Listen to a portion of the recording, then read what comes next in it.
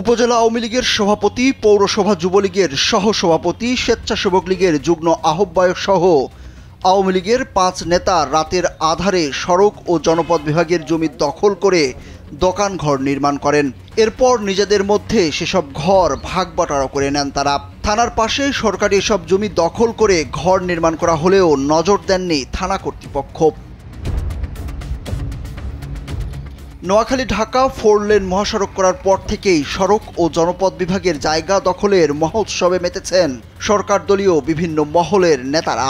মহাসড়কের পাশে সোনাইমুড়ি থানা সংলগ্ন বাইপাস চত্বরের পাশের বিশাল জায়গা দখল করে দোকানঘর নির্মাণ করেন সোনাইমুড়ি উপজেলা আওয়ামী লীগের সভাপতি মমিনুল ইসলাম বাকের, পৌরসভা যুবলীগের সহসভাপতি খোরশেদ আলম। যমুনায় চলছে ডাবল খুশি অফার, এই ঈদে যমুনার পণ্য কিনলেন তো জিতলেন। ও উপজেলা স্বেচ্ছাসেবক লীগের যুগ্ম আহ্বায়ক নুরুদ্দিন শামীম সহ দলীয় ৫ নেতা।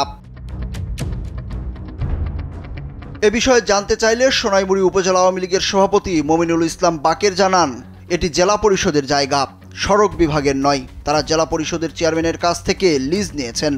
জেলা বোর্ড থেকে বন্দোবস্ত নিয়ে আমাদের কিছু লোক ওখানে করছে যে সড়ক ও জনপদকে কোনো কিছু নেই। এই যে জেলা বোর্ডের প্রভাব লিজ আছে, জেলা বোর্ডের চেয়ারম্যান সাহেব তবে নোয়াখালী সড়ক ও জনপদ বিভাগের নির্বাহী প্রকৌশলী সৌম তালুকদার জানান, এটি সড়ক ও জনপদ বিভাগের জায়গা, লিজ দেওয়ার এখতিয়ার জেলা পরিষদের নেই।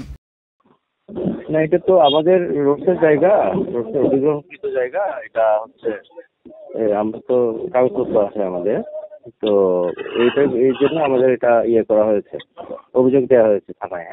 তার প্রেক্ষিতে এটা বন্ধ করা হয়েছে। সোনাইমুড়ি থানার ভারপ্রাপ্ত কর্মকর্তা মোহাম্মদ বখতিয়ার উদ্দিন চৌধুরী জানান, সড়ক ও জনপদ বিভাগের পক্ষ থেকে অভিযোগ পেয়ে তারা কাজ বন্ধ করে দিয়েছেন। হ্যাঁ, রোডস এন্ড হাইয়ের জায়গা দখলের বিষয়ে আমাদের কাছে রোডস এন্ড হাইয়ের থেকে 2 জন লোক আসেন। ওনাদের রোডস এন্ড হাইয়ের অফিসে ওনারা এসে বলেন যে তাদের জায়গা দখল হচ্ছে, আমরা যে পুলিশ দিয়ে তাদেরকে একটু যেন সাহায্য করি। তো আমাদের মোবাইল পার্টি এই ভদ্রলোককে নিয়ে ঘটনাস্থলে যায় এবং যে এখানে রোডস এন্ড হাইওয়েতে কাজ করতেছিল ওই কাজটা আমরা বন্ধ করে দিই। আর সোনাইমুড়ি উপজেলা নির্বাহী কর্মকর্তা কানিস ফাতেমা জানান, সরকারি জায়গা দখলের অধিকার কারণেই এ বিষয়ে তারা অভিযোগ পেলে প্রয়োজনীয় ব্যবস্থা নেবেন। আমার কাছে কোনো অভিযোগ আসে না এখন পর্যন্ত, অভিযোগ আসলে ব্যবস্থা নেওয়া হবে।